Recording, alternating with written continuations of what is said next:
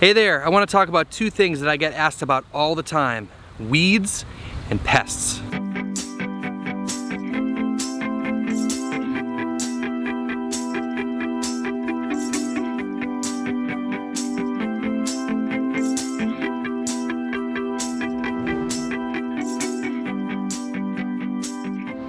Alright, these are two topics that are not super straightforward, and when thinking about trying to make this video and being asked this question a lot, I need you guys to think a little bit different about this. It's not a problem where here's the answer for everybody. Every context is different. And I'm trying to, if you guys noticed in some of my recent videos, trying to get across ideas about like how you might approach things or how you can understand things so you can apply them on your farm, and not just like, here's how we do it, 1, 2, 3, 4, here are the steps. Because everyone's steps are going to be different because everyone's working with different things on their farm. And I think these are both great examples about how it's an approach. It's how you need to understand how these things work and have a long-term solution. There is no band-aid, there is no quick answer to any of these things. And so if you think about it through that lens, you'll have a little bit easier time trying to wrap your head around this. So I just want to lay that out before we get started. All right, so let's start talking about weeds and then we'll talk about pests. And this is something that really you need a long-term strategy for. And I've definitely talked about this quite a bit on my channel, but I think one of the biggest things about keeping weeds at bay is no-till. And I know there's a lot of reasons for doing no-till, you know, like soil health, soil biology, all that kind of stuff. But one of the biggest things is keeping weeds at bay. And when you till, you invert the soil and all of the weed seeds in the seed bank come up to the surface and germinate. So if you go to any tillage farm, you'll see that they'll run their tiller in the spring or when they're turning under a crop, and then they'll plant, and then they'll have a huge flush of weeds because all those seeds came up to the surface and then they germinate. Of course, there's some air-blown weed seeds, but they're really not a big deal. So I think that's the first thing is no-till. The second thing is getting rid of the weeds before you even start growing, before we even start building beds. So here in the farm, we covered the whole farm with plastic before we started. And we did it in stages because we didn't have enough plastic for the whole farm. But we smothered out the weeds, and then we didn't disturb the soil, and we put cardboard and compost and built beds on top. And that compost will get incorporated over time, and there's a lot of ways to build beds. You could incorporate the compost ahead of time and then tarp it, but either way, you need to kill all the weeds and then not disturb the soil, right? Keep that weed seeds underground and not growing, and that is one of the biggest things. So on the farm here, we really cultivate very little, and I've done plenty of videos about that and how we don't even use a stirrup hoe here anymore because our weeds aren't that serious. They're very tiny when they come up, and we just stay on top of it. And you guys know what the farm looks like. You guys have all seen pictures, and we really don't spend that much time weeding. So it's really about staying ahead of it and, you know, smothering them out ahead of time so that they're not even an issue when you're growing crops. And it just makes the whole place relaxing. Like, you're not stressing out about weeds. It looks really pretty. It's great for marketing. Our farm is very much out in the public, and we have a farm stand here, so it's really important for us to keep it really clean and really tidy. So we did have some problems with weeds this year in the tunnel, so I want to go talk to you about that. All right, so this is the tunnel behind me here, and before we go in there, I just want to mention that I really feel comfortable with the weed pressure in the field. It's very low. We have it under control. We take care of it by some light cultivation with a collinear hoe and the wire weeder, probably once a week or once every 2 weeks, and there really aren't very many weeds. It's really hard to find them, and it's great. It's like low stress.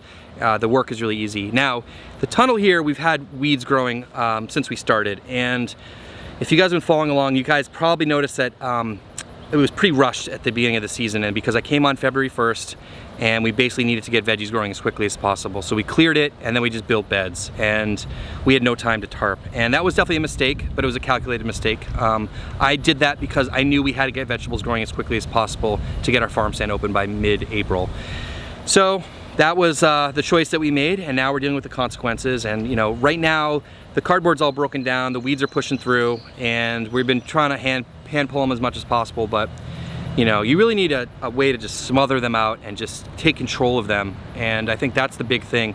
So we've made some changes here, and I haven't done this before, but we're gonna use some landscape fabric in here because we're putting peppers in here, and every time I've grown peppers and tomatoes and stuff, I've never had to use landscape fabric because there weren't any weeds, but there are in here, and I think this is a good compromise of not taking time out of production for the beds, because we could just tarp the beds and let everything die, but we need the beds right now. And so we're using landscape fabric, and we're putting holes in them. So let me show you how we put the holes in them.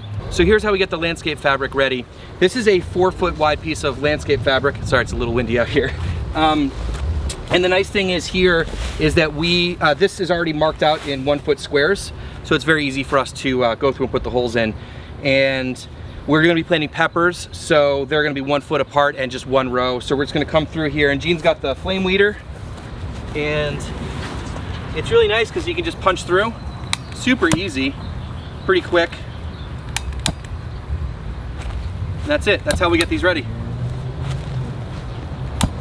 So this is the setup here. So these are Italian sweet peppers, and these are planted one row 12 inches apart, and so that's where we made the holes for the plants to go through. And we have the drip line running underneath, and hopefully this will really minimize the amount of weeding that we have to do in here. And you know, as I said, it's kind of a compromise, but I think this will work out really well, and the plants should be plenty happy. And yeah, and these peppers look awesome too. All right, so that seems like a pretty good compromise there, because we're gonna be able to keep the weeds at bay a little bit with the landscape fabric.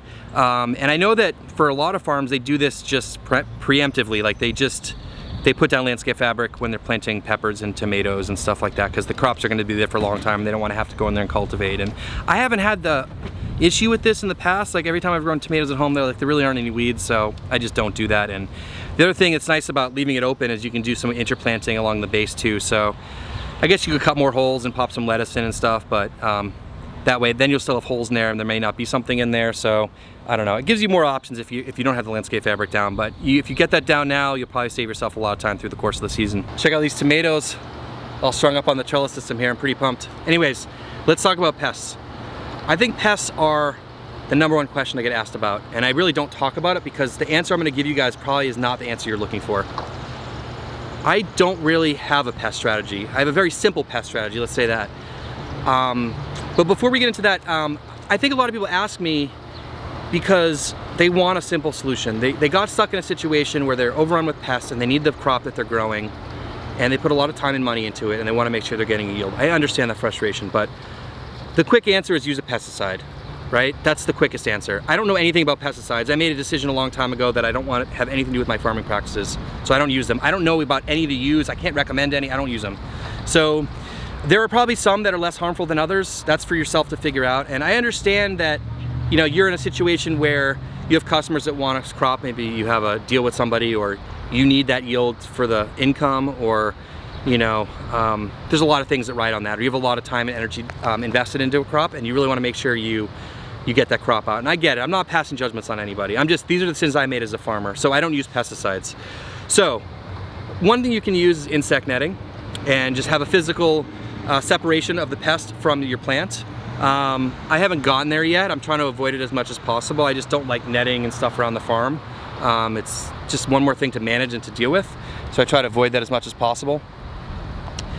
My strategy basically is just grow the crop at the right time. Now, I know it sounds simple and it's taken a long time to figure that out, but you have to realize that agriculture is not a normal practice in nature.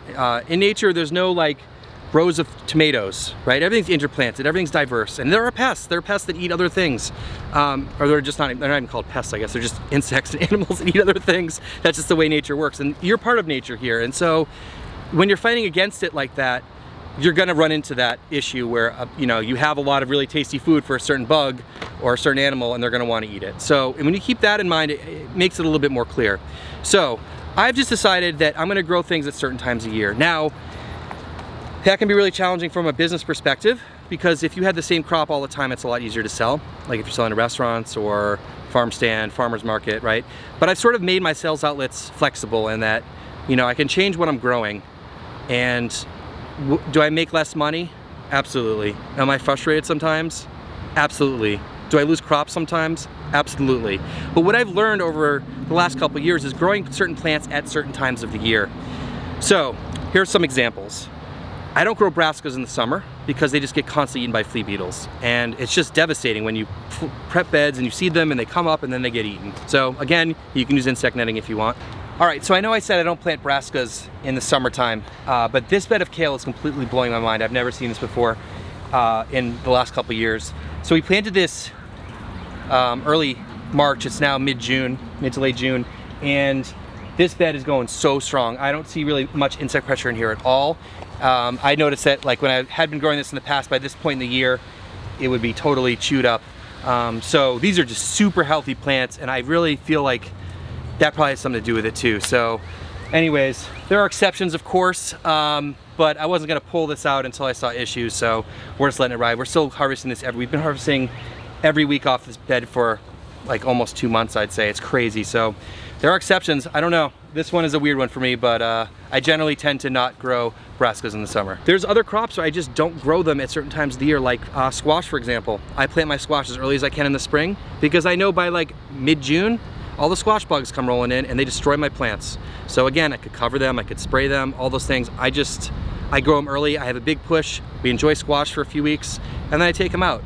So these are sort of the sacrifices that I make, is that I'm more inconsistent with my product, but I don't have to deal with using pesticides. And I think over time, as your soil gets better and you incorporate more diversity in your farm, I think pest pressure will go down. I really do believe that.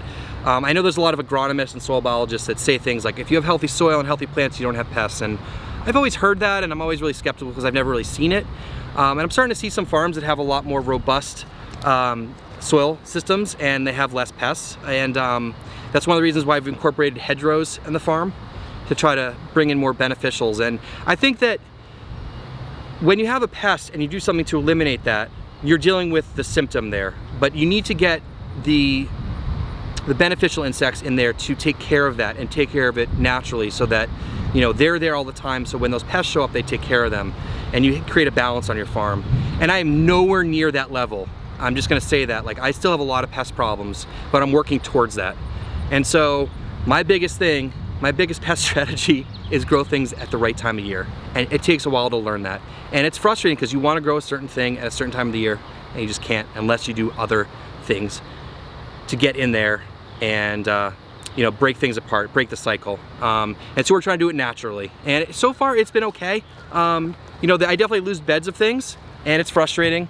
But if you sort of take a step back and think about, how the system works and what you want on your farm and how you want your products grown, I think that's the important thing to think about. So anyways, that's my answer to what I do about pests. I don't have a magic thing to spray out here because I don't use those things. I'm trying to take the long-term approach: soil health, soil biology, diversity, and trying to bring as many beneficial insects to the farm and planting things at the right time. So if you plant something and it just gets eaten every time it comes up, plant a different time of year. So that's what I got for you guys. Those are my thoughts on weeds and pests. So anyways, just want to share that with you guys. And I just want to get you guys to think more holistically about your farm and about the ideas with agriculture and gardening and farming, because if you take a more long-term approach, you can work a lot less hard and get better results.